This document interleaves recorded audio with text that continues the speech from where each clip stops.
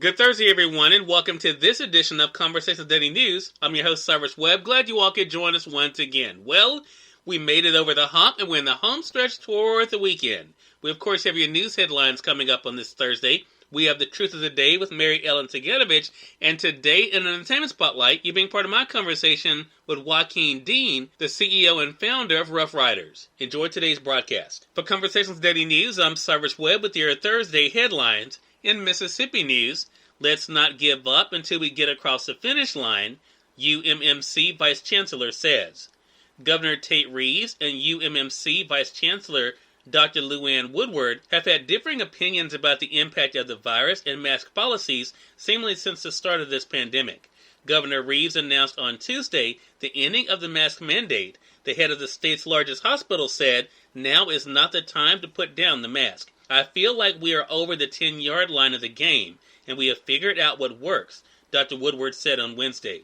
"Let's not give up until we get across the finish line." Dr. Woodward said while case numbers are going down and more people are getting vaccinated, it is too soon to remove one of the most effective weapons against the pandemic. "My thinking is certainly in the hospital and the healthcare system. Here at the medical center, we need to continue what we know works to the point where we are on the other side of this." Dr. Woodward said she cannot give a date or time frame on when citizens will be on the other side, but she knows it is not at this point.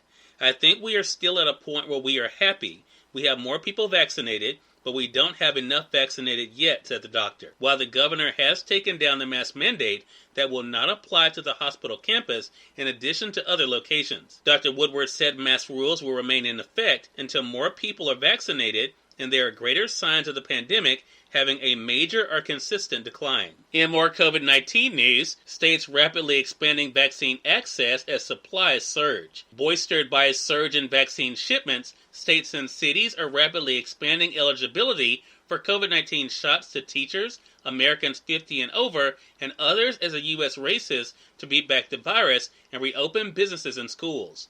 Indiana and Michigan will begin vaccinating those 50 and over, while Arizona and Connecticut have thrown open the line to those who are at least 55. Giving the vaccine to teachers and other school staff will help protect our communities, said Pennsylvania Governor Tom Wolf. "It's going to take burdens off our parents and families. It's going to make our schools get back to the business of teaching our kids."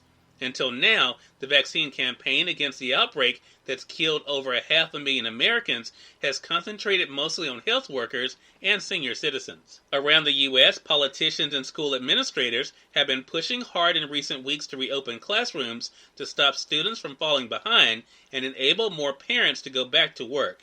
But teachers have resisted returning without getting vaccinated. In national news, Cuomo addresses harassment claims, vows to stay in office. New York Governor Andrew Cuomo said Wednesday that he intends to remain in office in the face of sexual harassment allegations that have weakened his support and led to calls for his resignation. The Democratic governor, speaking somberly in his first public appearance since 3 women accused him of inappropriate touching and offensive remarks, apologized and said that he learned an important lesson about his behavior around women. "I now understand that I acted in a way that made people feel uncomfortable," Cuomo said on Wednesday. "It was unintentional, and I truly and deeply apologize for it." Asked about calls for him to step aside, the third-term governor said, "I wasn't elected by politicians. I was elected by the people of the state of New York. I'm not going to resign." In more national news, General says Pentagon hesitated on sending Guard to Capitol riot. Defense Department leaders placed unusual restrictions on the National Guard for the day of the Capitol riot and delayed sending help for hours despite an urgent plea from police for reinforcement, according to testimony Wednesday that added to the finger-pointing about the government response. Major General William Walker, commanding general of the District of Columbia National Guard, told senators that the then chief of the Capitol Police requested military support in a voice cracking with emotion as rioters began pushing toward the Capitol. Walker said he immediately relayed the request to the Army, but did not learn until 5:08 p.m. that the Defense Department had approved it. Guard troops who had been waiting on buses were then rushed to the Capitol, arriving in 18 minutes, Walker said. And finally, in entertainment news, Dolly Parton on her 50th Grammy nod. It's always special.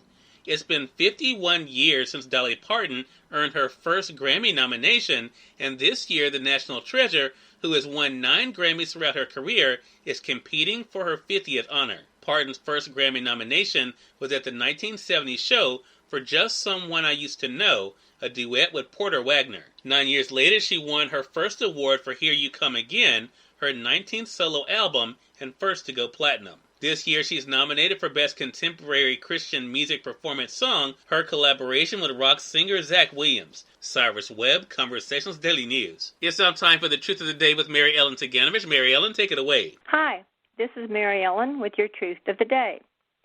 Let food be your medicine. Father of medicine, Hippocrates. Food is fuel. Whatever you eat and drink has a powerful effect on your ability to focus, have mental clarity, and create a good mood for your day. Some foods can zap your energy, while other foods may give you a great deal of energy. You cannot go by one food chart for every person. Some people have food allergies, while others are immune. Balance is always a must with food. Eating too much of any food, even a good food, will throw you off balance. Become aware of what you drink. Carbonated beverages are not good for any part of your body. It is not just about the sugar content, it is about the carbonation. As you age, different foods will affect your mood and your body differently. Listen to your body and let it guide you. Today, begin to eat properly. Listen to your body. Enjoy the day. Joaquin Dean is featured in today's Entertainment Spotlight, right here on Conversations Daily News. For Conversations Daily News, I'm Cyrus Webb with the Entertainment Spotlight. Joaquin Dean, the CEO and founder of Ruff, Ryders, joined me recently on Conversations Live, the radio show, to talk about the impact he's had on the music industry and the culture. Here's a bit of our conversation. Joaquin, I want to begin, though, with the reflection, because you have had such an amazing journey in what you've been able to do in the entertainment industry.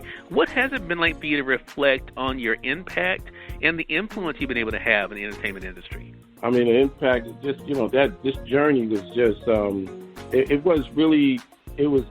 main thing about the journey was really just having a lot of faith in it. The faith, walking in faith and actually believing what I what I was doing was, really impacted the whole thing.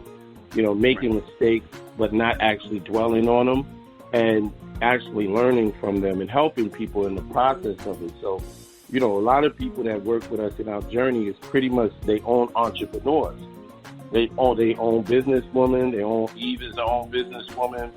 X is his own businessman. The Locks has, they juice bars. So we have a strong belief in this journey to help whoever we're working with become their own entrepreneurs and own business people in the future. And so we was able to birth in this journey a Rough Rider lifestyle organization that has over 400 or 500 chapters worldwide. And we have thousands of members in the U.S. and other places.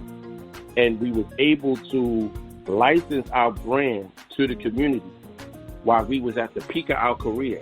For most labels, when you have a great brand like Rough Riders in this journey, they really they only license their brand to the mega deals. So you do a mega deal with a mega licensing deal, and you don't really let the little guys get anything out of it. And so, our journey was always, and my journey was always about, as a visionary, to always help people. Cyrus Webb, Conversations Daily News. We thank you all for tuning in to this edition of Conversations Daily News. We'll be back with you guys on tomorrow to wrap up this week. And until then, I'm your host, Cyrus Webb, saying, as always, enjoy your day, enjoy your life, enjoy your world. Thank you all for choosing Conversations Daily News today. Let's make it a great one.